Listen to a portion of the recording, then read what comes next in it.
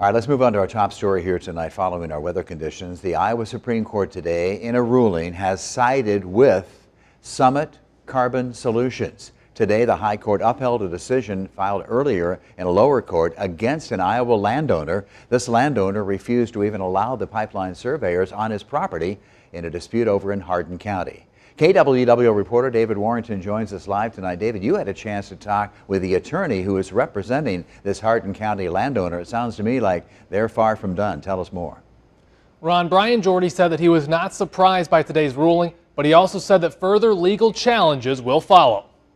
This is really about what degree are we going to allow private for-profit speculators that have a dream and an idea to disrupt the lives and destroy the private property of Iowans. Reaction today from Brian Jordy, an attorney for the Hardin County man who refused to allow pipeline surveyors on his property.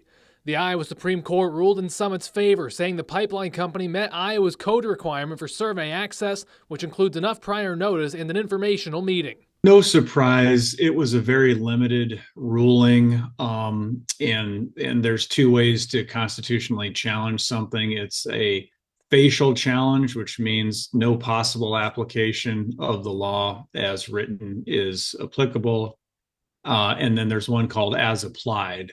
We didn't bring an as applied in this case. But he plans to and says that's part of their next legal challenges. Earlier this week, we spoke with Lee Blank, CEO for Summit Carbon Solutions, who described misconceptions with the project. Something that I hear quite often is that we're taking people's land, and that's just the farthest thing from the truth.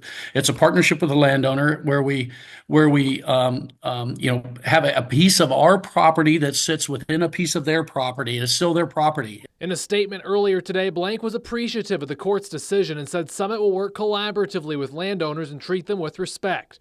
The Iowa Utilities Board has approved the pipeline route in Iowa, including the right of eminent domain, which Jordy doesn't agree with. Eminent domain is not appropriate for this project. At the end of the day, when we boil everything down, that's the key issue. And so, Summit should treat landowners in Iowa like they have to in Minnesota. No eminent domain. You have to negotiate in good faith. You have to pay them fairly, and you have to have a contract that protects them.